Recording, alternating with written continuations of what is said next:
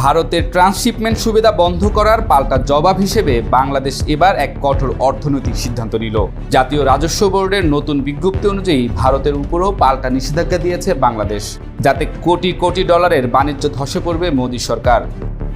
জাতীয় রাজস্ব বোর্ডের নতুন বিজ্ঞপ্তিতে বলা হয়েছে, ভারত থেকে সুতা, আলু, গুড়, দুধ ও দুগ্ধজাত পণ্য, ফলের জুস, রেডিও, টিভি, সাইকেল, মোটরযানের যন্ত্রাংশ এবং মার্বেল স্ল্যাব আমদানি করা যাবে না।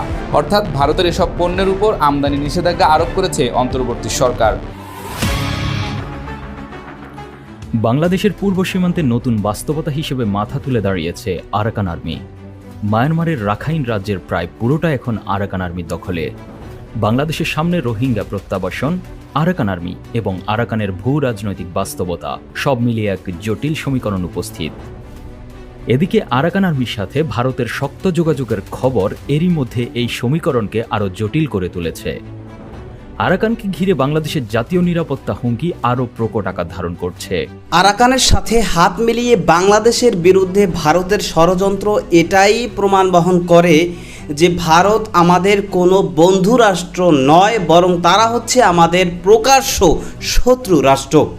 যদিও তারা মুখে মুখে বলে বেড়ায় যে আমরা ভারতের শুভাকাঙ্ক্ষী, ভারতের বন্ধু রাষ্ট্র, এবং কিছুদিন আগে ভারতের যিনি বিদেশ মন্ত্রী বা পররাষ্ট্রমন্ত্রী তিনি বলেছিলেন যে ভারত হচ্ছে বাংলাদেশের শুভাকাঙ্ক্ষী বা ভারত হচ্ছে বাংলাদেশের বন্ধু রাষ্ট্র। কিন্তু বাস্তবত কাজের মাধ্যমেই তারা প্রমাণ দেয় যে তারা আমাদের কোনো বন্ধু রাষ্ট্র বা শুভাকাঙ্ক্ষী নয়, তারা হচ্ছে আমাদের শত্রু রাষ্ট্র।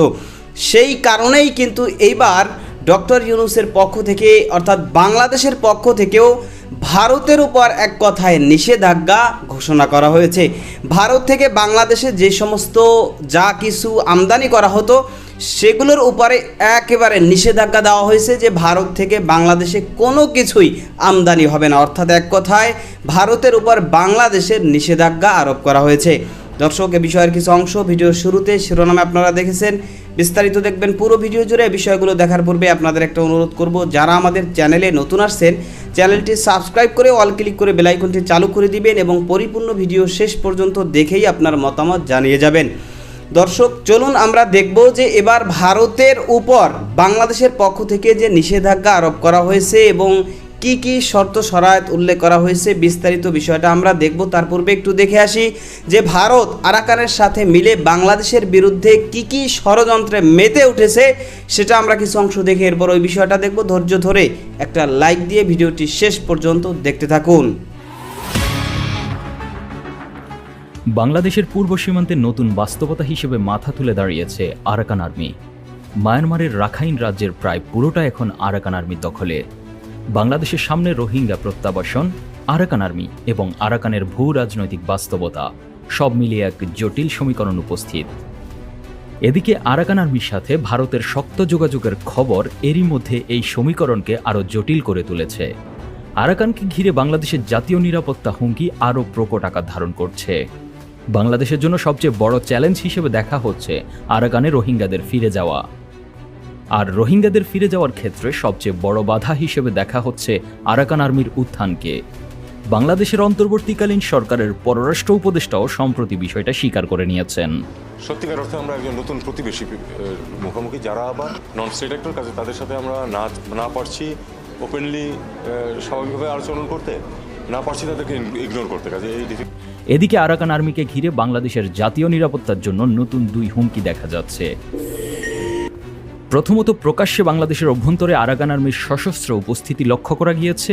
দ্বিতীয়ত, ৫ আগস্টের পর আরাকান আর্মির সঙ্গে ভারতের ঘনিষ্ঠ যোগাযোগ। সম্প্রতি বাংলাদেশের মায়ানমারের থানচির রোমাক্রি ঝর্ণার কাছে সাঙ্গু নদীর তীরে দুর্গম এলাকায় পাহাড়ি সম্প্রদায়ের এক বর্ষবরণ অনুষ্ঠানে আরাকান আর্মির সদস্যদের যোগ দেওয়ার অভিযোগ উঠেছে। ইতোমধ্যে এই উৎসবের বেশ কিছু ভিডিও এবং ছবি সামাজিক যোগাযোগ মাধ্যমে ছড়িয়ে পড়েছে। সেখানে বাংলাদেশের পতাকার পাশাপাশি আরাকান আর্মি সংশ্লিষ্ট একটি পতাকাও উঠতে দেখা যায়। স্থানীয় সূত্রে দাবি করা হয়েছে, রোববার ২০ এপ্রিল আরাকান আর্মির সেসব সদস্য থানচির রোমাক্রি, তিন্দু সহ বিভিন্ন জায়গা থেকে সাঙ্গু নদী পথে ১৯টি ইঞ্জিন চালিত নৌকাযোগে সীমান্তের ওপারে চীন রাজ্যের লাবোয়া ক্যাম্পের দিকে চলে গিয়েছে। নিরাপত্তা বিশ্লেষকরা এই ব্যাপারটিকে নিরাপত্তা ঝুঁকি হিসেবে দেখছেন। যদিও এটি এখনও ততটা জটিল আকার ধারণ করেনি, তবে একে অ্যালার্মিং নিরাপত্তা ঝুঁকি হিসেবে দেখছেন একাধিক নিরাপত্তা বিশ্লেষক। এদিকে মায়ানমারের রাখাইন রাজ্যের জাতিগত সশস্ত্র গোষ্ঠী আরাকান আর্মিকে সম্পৃক্ত করা ছাড়া রোহিঙ্গা সংকটের সমাধান সম্ভব নয় বলে মন্তব্য করেছেন পররাষ্ট্র উপদেষ্টা মোহাম্মদ তৌহিদ হোসেন। তবে তিনি এও মনে করেন, রোহিঙ্গা প্রত্যাবাসনের অগ্রগতির ক্ষেত্রে আরাকান আর্মি সবচেয়ে বড় বাধা। আরাকান আর্মিকে নন স্টেট অ্যাক্টর হিসেবে গণ্য করে তাদের সাথে বাংলাদেশের যোগাযোগ আছে বলে জানিয়েছেন সরকারের নিরাপত্তা উপদেষ্টা খলিলুর রহমান। পক্ষের সঙ্গে যোগাযোগ আছে, আমরা আলোচনা করেছি আরাকান আর্মির সাথে। এদিকে ইন্টারন্যাশনাল ক্রাইসিস গ্রুপের সম্প্রতি প্রকাশিত এশিয়া সংক্রান্ত এক প্রতিবেদনে জানানো হয়, 5 আগস্ট 2024 বাংলাদেশের গণ অভ্যুত্থানে আওয়ামী লীগ সরকারের পতনের পর আরাকান আর্মির সাথে ঘনিষ্ঠ যোগাযোগ গড়ে তোলে ভারত।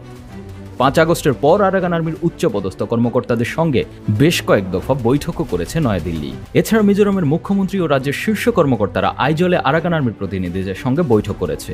আর এ যোগাযোগগুলো গড়ে উঠেছে ভারতের কেন্দ্রীয় সরকারের ইচ্ছায়, এমনটাই দাবি করা হয়েছে প্রতিবেদনে। আরাকান আর্মির সংশ্লিষ্টতায় বাংলাদেশের সীমান্তে যেন কোনো পক্ষ অস্থিতিশীলতা সৃষ্টি করতে না পারে, সেই দিকে সতর্ক দৃষ্টি রাখার পরামর্শ দিয়েছেন নিরাপত্তা বিশ্লেষকরা। আরাকানে রোহিঙ্গাদের ফিরে যাওয়াকে ঘিরে বাংলাদেশের সামনে সবচেয়ে বড় চ্যালেঞ্জ আরাকানের জটিল ভূরাজনৈতিক সমস্যা। একদিকে আরাকানে কোনো কার্যকর সরকারের নিয়ন্ত্রণ নেই, যে সরকারের উপর বাংলাদেশ সরকার ভরসা করতে পারে। অন্যদিকে আরাকান নিয়ে চীন ও যুক্তরাষ্ট্রের অবস্থানকে ভারসাম্যমূলকভাবে কাজে লাগানোর চ্যালেঞ্জও রয়েছে। এখন মায়ানমারের রাখাইনে রোহিঙ্গাদের ফিরিয়ে নিতে বাংলাদেশকে একসাথে আরাকান আর্মি এবং মায়ানমারের সামরিক জান্তা দুই পক্ষের সাথে সমন্বয় করতে হবে। একই সাথে যুক্তরাষ্ট্র ও চীনের সাথে কূটনৈতিক ব্যালেন্স করার মাধ্যমে জাতীয় স্বার্থ আদায় করতে হবে। সব মিলিয়ে দেশের সার্বভৌমত্বের উপর যে কোনো প্রকার আঘাত যেন শক্ত হাতে সতর্কতার সাথে প্রতিরোধ করা হয়, সেই বিষয়ে সতর্ক থাকার পরামর্শ দিচ্ছেন নিরাপত্তা বিশ্লেষকরা। ভারতের ট্রান্সশিপমেন্ট সুবিধা বন্ধ করার পাল্টা জবাব হিসেবে বাংলাদেশ এবার এক কঠোর অর্থনৈতিক সিদ্ধান্ত নিল। জাতীয় রাজস্ব বোর্ডের নতুন বিজ্ঞপ্তি অনুযায়ী ভারতের উপরও পাল্টা নিষেধাজ্ঞা দিয়েছে বাংলাদেশ, যাতে কোটি কোটি ডলারের বাণিজ্য ধসে পড়বে মোদী সরকার। জাতীয় রাজস্ব বোর্ডের নতুন বিজ্ঞপ্তিতে বলা হয়েছে, ভারত থেকে সুতা, আলু, গুড়, দুধ ও দুগ্ধজাত পণ্য, ফলের জুস, রেডিও, টিভি, সাইকেল, মোটরযানের যন্ত্রাংশ এবং মার্বেল স্ল্যাব আমদানি করা যাবে না। অর্থাৎ ভারতের এসব পণ্যের উপর আমদানি নিষেধাজ্ঞা আরোপ করেছে অন্তর্বর্তী সরকার। এই সিদ্ধান্ত অবশ্য বাংলাদেশের বস্ত্রশিল্পে একটি বড় পরিবর্তন আনতে পারে, কেননা পোশাক শিল্পের জন্য প্রয়োজনীয় সুতার প্রায় 90% ভারত থেকে আসে। বাংলাদেশের বেনাপোল, ভোমরা, সোনা মসজিদ এবং বুড়িমারি স্থলবন্দর দিয়ে ভারতীয় সুতা আমদানি সম্পূর্ণ নিষিদ্ধ করা হয়েছে। এই পদক্ষেপটি এসেছে বাংলাদেশের বস্ত্রশিল্প মালিকদের দীর্ঘদিনের দাবির পরিপ্রেক্ষিতে, যারা স্থানীয় সুতা উৎপাদন বৃদ্ধির উপর জোর দিয়ে আসছিলেন। যদিও বাংলাদেশ চীন এবং তুরস্ক থেকেও সুতা আমদানি করে, তবে ভারতীয় সুতার আধিপত্যই ছিল বেশি। এই অর্থনৈতিক সিদ্ধান্তের পেছনে রাজনৈতিক প্রেক্ষাপটও গুরুত্বপূর্ণ। গত কয়েক মাস ধরে বাংলাদেশ ভারত সম্পর্কে টানাপোড়েন চলছে। সম্প্রতি ভারত কর্তৃক বাংলাদেশের ট্রান্সশিপমেন্ট সুবিধা বাতিলের সিদ্ধান্ত স্থানীয় ব্যবসায়ীদের জন্য বড় ধরনের ক্ষতির কারণ হয়েছিল। এছাড়া ডক্টর মোহাম্মদ ইউনূসের 7 সিস্টার্স মন্তব্য এবং বাংলাদেশের চীন ঘনিষ্ঠ নীতিকে কেন্দ্র করে ভারতের সঙ্গে সম্পর্ক অবনতি হতে থাকে। বিশ্লেষকরা মনে করছেন, বাংলাদেশের এই সিদ্ধান্ত শুধু একটি পাল্টা ব্যবস্থাই নয়, বরং এটি একটি স্পষ্ট বার্তা যে বাংলাদেশ এখন আর ভারতের উপর একতরফা নির্ভরশীল নয়। দেশটি তার অর্থনৈতিক স্বাধীনতা রক্ষায় সচেষ্ট এবং প্রয়োজন হলে কঠোর সিদ্ধান্ত নিতেও প্রস্তুত। এই পদক্ষেপ বাংলাদেশের বস্ত্রশিল্পে স্থানীয় উৎপাদন বৃদ্ধির পথ সুগম করতে পারে বলে আশা করা হচ্ছে, যদিও স্বল্প মেয়াদে কিছু চ্যালেঞ্জ থাকবে। এতদিন বাংলাদেশকে মোদী সরকার দুর্বল প্রতিবেশী বানিয়ে চাপের মুখে রেখেছিল। সেই বাংলাদেশই এখন পাল্টা চাল দিয়ে ভারতীয় পরিকল্পনাগুলিকে ঘায়েল করছে। ভারতের একতরফা ট্রান্সশিপমেন্ট সুবিধা বাতিল ছিল সেই চাপের কৌশলের একটি অংশ। যদিও ভারতের দাবি ছিল বন্দরে চাপ বেড়ে যাওয়ায় এই সিদ্ধান্ত নেওয়া হয়েছে, বিশেষজ্ঞরা বলছেন এটি ছিল বাংলাদেশের উপর রাজনৈতিক চাপ সৃষ্টি করার একটি প্রচ্ছন্ন প্রচেষ্টা। কিন্তু এবার সেই পরিকল্পনা ভারতীয় অর্থনীতির গলায় ফিরে এসেছে বুমেরাং হয়ে। ভারত প্রতি বছর বাংলাদেশে বিপুল পরিমাণ সুতা রপ্তানি করত, যা কোটি কোটি ডলারের বাজার তৈরি করেছিল। এবার সেই আমদানির উপর বাংলাদেশ সরকার নিষেধাজ্ঞা আরোপ করেছে। বাংলাদেশের ব্যাখ্যায় রয়েছে কৌশলী মন্তব্য, এই সিদ্ধান্ত কোনো দেশের বিরুদ্ধে নয়, বরং দেশীয় শিল্পকে রক্ষা ও উৎসাহ দেওয়ার জন্য নেওয়া হয়েছে। এর ফলে ভারতের বস্ত্র খাত, বিশেষ করে পশ্চিমবঙ্গ, ব্যাপক ধাক্কার মুখে পড়েছে। বস্ত্র ব্যবসায়ীরা প্রকাশ্যে ক্ষোভ প্রকাশ করেছেন মোদী সরকারের প্রতি। তাদের মতে কূটনৈতিক দূরদর্শিতার অভাবেই এই ক্ষতির মুখে পড়তে হয়েছে। এরই মধ্যে 5 আগস্ট রাজনৈতিক অজুহাত দেখিয়ে ভারত বাংলাদেশি নাগরিকদের ভিসা প্রদান বন্ধ করে দেয়। এর ফলে কলকাতা, দিল্লি, চেন্নাইয়ের হোটেল, হাসপাতাল, শপিং মলগুলোতে কার্যত পর্যটক শূন্য হয়ে পড়ে। চিকিৎসা ও কেনাকাটার জন্য বাংলাদেশিদের উপস্থিতির উপর নির্ভরশীল বহু প্রতিষ্ঠান এখন চরম ক্ষতির মুখে। বাংলাদেশ এখন আর শুধু ভারত নির্ভর বাণিজ্য চক্রে আবদ্ধ থাকতে চায় না, বরং আঞ্চলিক অর্থনৈতিক অংশীদারিত্ব চুক্তিতে যোগদানে আগ্রহ দেখাচ্ছে। এই জোটে রয়েছে চীন, জাপান, দক্ষিণ কোরিয়া, অস্ট্রেলিয়া সহ 15টি প্রভাবশালী দেশ, যারা মিলিতভাবে বৈশ্বিক অর্থনীতির প্রায় 30% নিয়ন্ত্রণ করে। বিশ্লেষকদের মতে এই পদক্ষেপ বাংলাদেশের বৈশ্বিক বাণিজ্য কৌশলে এক নতুন অধ্যায়। চীনের পক্ষ থেকেও এই উদ্যোগে রয়েছে নীরব সমর্থন। আজকের বাংলাদেশ আর চুপ থাকা দেশ নয়, আন্তর্জাতিক পরিসরে নিজের অবস্থান সাহসের সঙ্গে জানিয়ে দিচ্ছে। অধ্যাপক ডক্টর ইউনূসের নেতৃত্বে নেওয়া প্রতিটি কূটনৈতিক সিদ্ধান্তই প্রমাণ করছে বাংলাদেশ আজ আত্মবিশ্বাসী, দূরদর্শী এবং আন্তর্জাতিক রাজনীতির এক দক্ষ ও প্রভাবশালী খেলোয়াড়।